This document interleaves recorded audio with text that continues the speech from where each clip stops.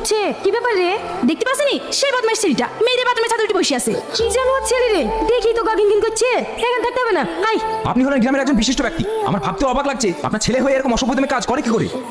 তুই এত নিচে নেমে গেছিস, আমার মান সম্মানের কথা একটু ভাবলি না? আবার তোমরা সবাই ভুল ভাবছো, আমি তেমন কিছু করিনি। বাড়ি চ। তোর একটা মেয়েকে ভালো লাগে তাকে সরাসরি বলবি, বিদিয়া দায়িত্ব আমার। আর তা না করে রাস্তাঘাট মেয়েদের বাথরুম ধরে বেড়াস কেন? তোর আব্বা ঠিকই তো বলছি, তুই মেয়েটাকে সরাসরি বলতে পারিস নি তুই ভালোবাসিস। না মা, আমাকে আমি ভালোবাসার কথা বলতে পারবো না। দে ওর ঠিকানা দে, আমি আজকে যাবো ওদের বাড়ি বিয়ে প্রস্তাব লি। না আবার তোমাকে যেতে হবে না, আমি চাই না আমার জন্য আবার তুমি অপমান হও। সেখানে আমি যাবো কালকে ওদের বাড়ি। বাড়িতে কেউ আছেন? কারা আপনারা? আমরা কোর্ট থেকে এসেছি। আপনাদের যে বাড়িটা এটি পিডব্লিউর আন্ডারে পড়েছে, এর আগে তো নোটিশ পাঠিয়েছি। আপনারা বাড়ি খালি করেননি কেন? আমরা গরিব মানুষ, আমার স্বামী বেঁচে নেই, আমরা মা বেটিতে এখন কোথায় যাবো বলেন তো?